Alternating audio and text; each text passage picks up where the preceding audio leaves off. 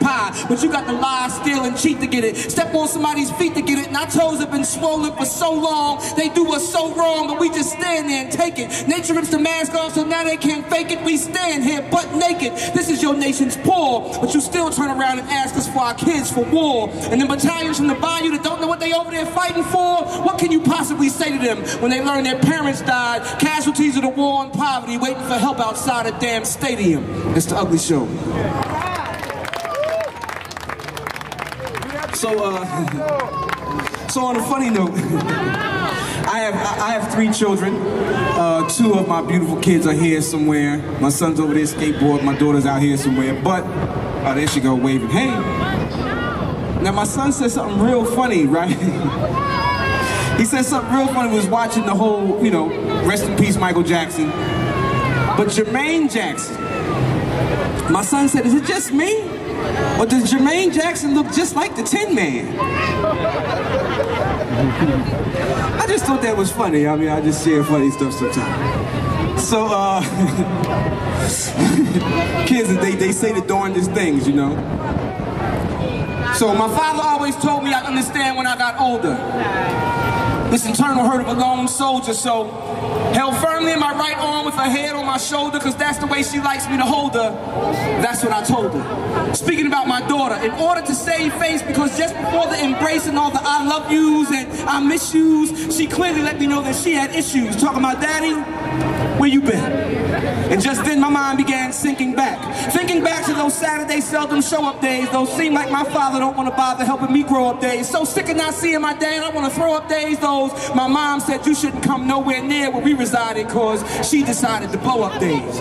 Well, anyways, her eyes were always able to pull the disguise off of any lies I might try to use to summarize the situation. You see, it's funny the way it's second nature the way I put these words to paper, but couldn't figure out a simple explanation to offer my baby girl. Don't like having to admit that tomorrow's just a maybe girl, the famous ask your mom and see what she say. But the ball's in her court, so we got to play how she played. But hey, I tell my big girl not to fret, cause all this dirty will come out in life's wash and we haven't finished filling up yet. You see, when 2 parents are not in conjunction, a dysfunctional child is inevitable. See, mommy's not on time with daddy and daddy's not on time with mommy, so the child grows up off schedule. And it's incredible because he always told me that I would understand when I got older why he used to call himself the lone soldier. And one night when she called crying and I couldn't get to her to hold her, even though it wasn't game, I felt like it was lame that I told her. Just because I couldn't be right there after a nightmare about a fight between me and her mother. See, she's 6 and can't conceive how I could leave and still tell her I love her, so her inquisitive little mind forces her to question and my rationale begs me not to reply. See, I know she won't see why we have to live in different places or how come her and her little brother don't see each other's faces on a consistent basis, and it hurts when I have to lay down the hand of discipline, knowing that I just get to spend a short segment of time with her. So imagine how I feel when I got to hit her, and don't get it twisted, sometimes I mess up and don't get her because my ego won't let her mother call me a babysitter. But for my baby girl, I swallow my pride and show through. See, I love my kids. It ain't nothing I won't go through. Lone soldier. Okay, so thank y'all for listening to me. Oh, I have to plug something. Me and my manager Jamal Mack, he's been doing speak. I don't know if y'all have been to Speak to Me down at Broad and Fitzwater at the Clef Club every 3rd Thursday of the month. We're kicking something new off on September 18th. It's called Soul Sounds, and it'll also be at the Clef Club. I'll be the host. Our kickoff, we have Gordon Chambers and Gerard. Wait a second. I made a boo-boo. And Gerard Anthony. So make sure y'all come down and check us out. We'll be doing that every month, and it's gonna be real crazy, you know, another Philly sound, Philly soul event, you know, to let the world know how we do our thing, you know. So in reference to the sister's question, I actually had a poem that I wrote called Who Would I Be? And it's about some things that my dad told me and my mom told me coming up about maintaining my integrity and understanding what my responsibility and my gift was with these words. So I want to thank y'all for listening and give it up for yourselves for being so quiet and attentive.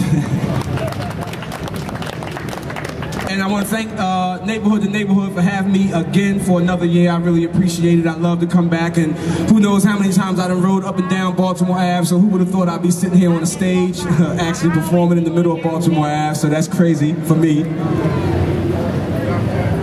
So what if I humbly accepted the responsibility bestowed on me by the Most High and made a conscious decision to speak the truth in those instances where most lie, lift my brow high, exemplify perseverance in the times when I would normally throw in the towel.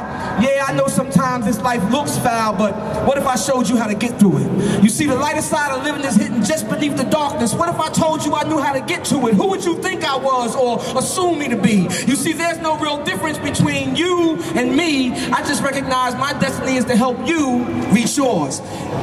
And these words are merely rhetoric unless my speech cures what's ailing us. Society's failing us, but we got to keep on keeping on. Start waking up to some of these opportunities we've been sleeping on. Reaping on the benefits of hard work and patience. Laziness and procrastination has plagued our race since they began programming us, jamming us with our own creativity. One of the reasons why we hate living, see, but you can't hate life because life is love itself, and you can't take that which is of itself and just put it in exile. They want you to flex foul, but you got to show them you greater than that. Time is of the essence, brothers. Recognize we later than that. They got us behind, whether we blind chasing the bling or we grind just trying to bring home a small check so we can live to the next one. They're taught to live out their dreams. Meanwhile, we train to expect none, but I won't get all proud and preachy. My voice get loud and screechy. One of y'all liable to get fed up, get up, be like, I felt him before, this time he ain't reached me. I teach, see, and I've been learning to hold myself accountable since the day I was born. My pop said we get everything we deserve in this life, so there's no reason to be scorned. Popped me in the back of my head and said, little man, if you're looking for empathy, don't try. We come up on long, hard times, so I'm short on sympathy, I won't lie, but Jesus got stoned and told the people don't cry, so I don't shy away from no ridicule.